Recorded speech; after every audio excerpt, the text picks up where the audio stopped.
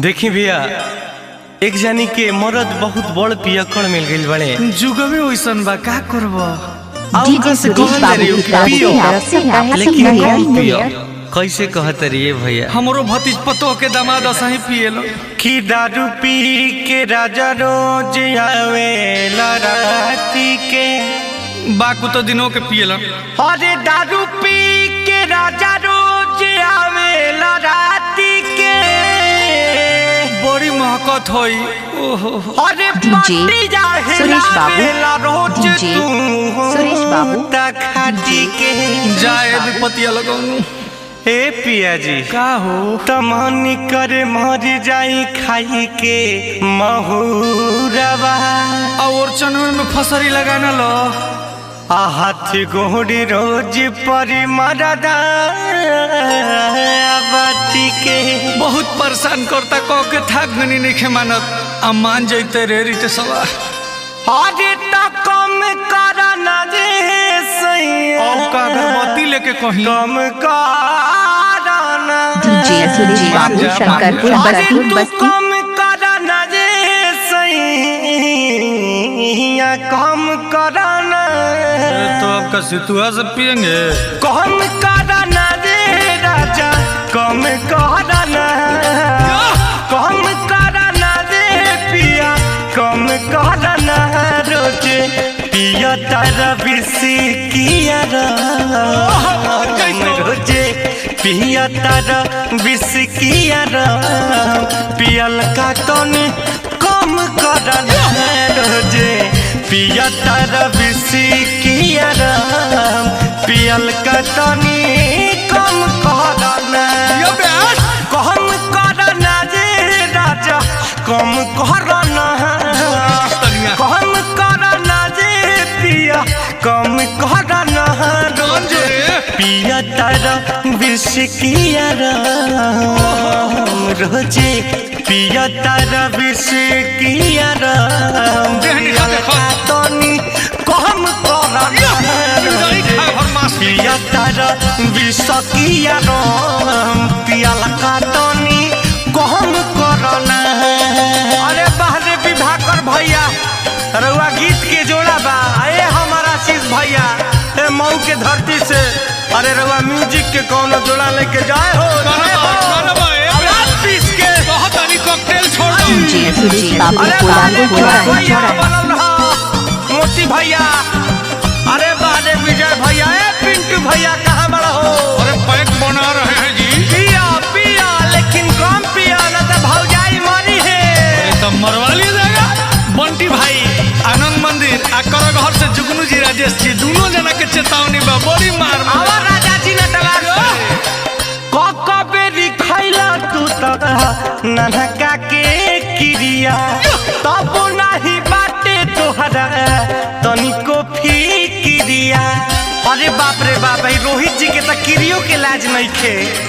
हाँ बेरी खैला तू तो ननका के क्रिया तब नहीं बाटे तोहरा तनिको फिक्रिया। जय सतीश कम करा ना जे राजा कम करा ना ना मानिका कम करा ना जे पिया कम करा ना बतिया के बाटे तोहरा कौनो गम नहीं है झूठे पिया ना बतिया के बाटे तोहरा गम पियल का तनी कम करा ना पिया तारा विष किया पियल का तनी कम करा पिया जी छोड़ दे घटा छोड़ दे घटा पिया जी छोड़ दे घटा छोड़ दे घटा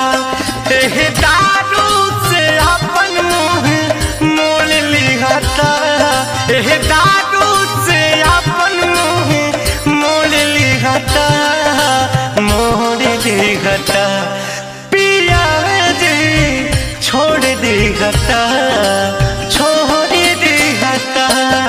अरे के भैया छोड़ा दुकान आवा भट्टी में कम कर दम में रे। अरे मुखिया जी ब्रह्मपुरे में रहब का। आज पी के घरे अइला तो बता दे। घर परिवार सब करता रे माना, रोआ तारी रोजे सुना तहरो जाना। अरे सतीश भैया रीता भौजी बेला ना लेके खोजा तारी तहरा के। घर परिवार सब करता रे माना, रोआ तारी रोजे सुना तहरो जाना। अरे जा फाटत कम करना रे डियर, कम करना, कम करना रे जानू, कम करना। तू तो नशा में रहेला हरदम, बड़ा नुकसान बा, बड़ा नुकसान बा। नशा में रहेला हरदम। पियल का तनी कम करना रोजे, किया तारा विष किया रम। पियल का तनी कम करना। अरे आरा के पारा हमेशा चढ़ले रही का हो सोनी सुमन भैया। आवो आवो, हाय देख टाइगर चाचा के लइका हमार भाई ललुआ गांडा कबर ले बा आजमगढ़ में। जय हो। आई विक्रमगंज दिनारा कोचस के और देख परसथुआ के। ओहो झूमा लोग, अरे सब भाइये नु मानी जा। अरे हाय भभुआ मोहनिया देखा कतना चप्पल बा। हाय देखा छपरा सिवान गोपालगंज मोतिहारी। हाय गह गह कर लोगे हमार भाई। जय हो। अरे बापू धाम पकड़ के जाके देख लो। ओही जो पिए ला सका हो। बात तो सही है बाबू बाबू। शंकरपुर बस्ती। बोला विवाह कर कवन मिलता हरे सुख हो। करता ना। काहे खातिर देहिया के देता र दुख हो।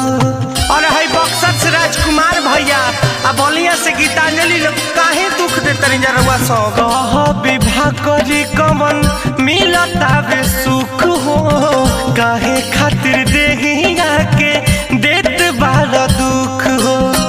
कम करना रे करे जा, कम करना। जर्किन ले पियल जरूरी बा। कम करना ये डार्लिंग, कम करना। छोड़ा रीत सियासी के तू सो। ओही जे बबलुओ बैठेला वहनी भी पर जा मत। रीत सियासी के तू संग पियल का तनी कम करना। कहियो पिया के मुआ दिहे सो। पिया तार विष किया रम। पियल का तनी कम कर। वार्निंग दे तनी। कम करना रे राजा, कम करना। के मत केवाड़ी ना कम करना रे सैया, कम करना रोजे। पिया तारा विष किया रम। मार पके नहीं हरवे ओने ठीक रहल ह। पिया तारा विष किया रम। पियल का तनी कम करना। क्या बात है? पिया तारा विष किया रम। पियल का तनी कम करना। पिया तारा विष किया रम। पियल का तनी कम करना। पिया तारा विष किया रम। पियल का तनी कम करना। सुरेश बाबू कोल्हापुर चौराहा।